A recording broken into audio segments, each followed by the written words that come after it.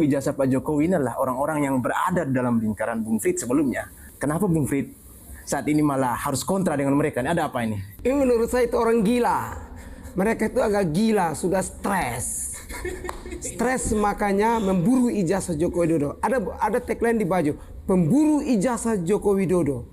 Ini kan emangnya ijazah Jokowi ada apa? Masalahnya di mana? Jadi kalau mau melihat background saya, memang betul saya itu mantan relawan Anies dan Timnas Amin. Saya dapat 2 jabatan.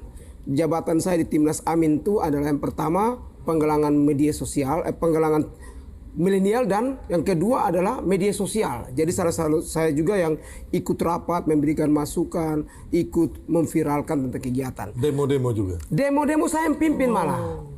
Tanggal 16, kalau mau tahu tentang penggulingan atau pemaksulan Joko Widodo, pada saat 2000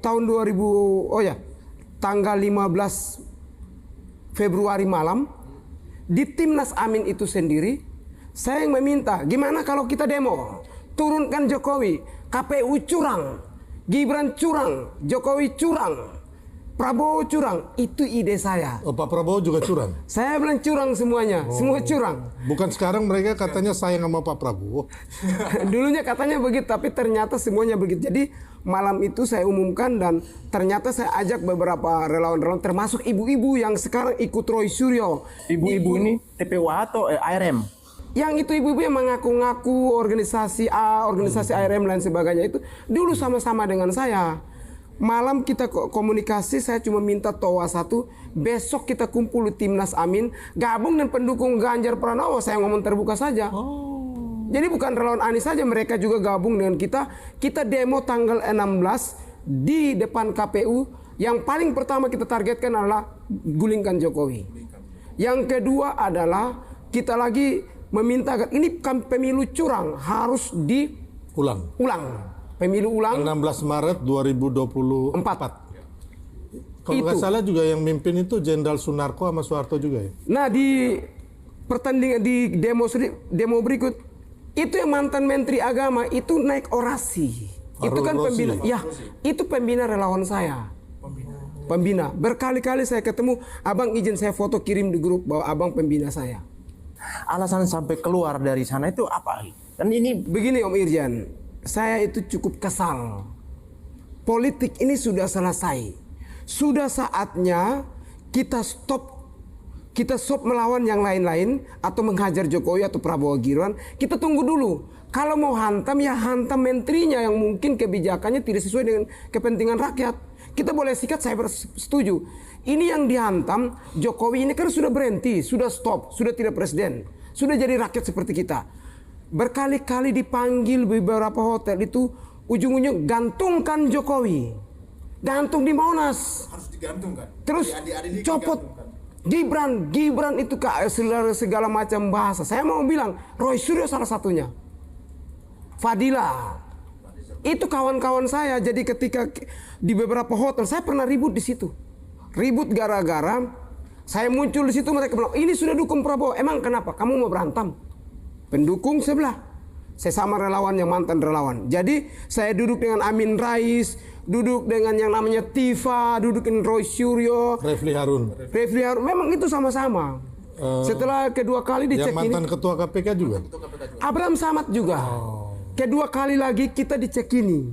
Dicek ini sama lagi ada Abraham Samad di situ.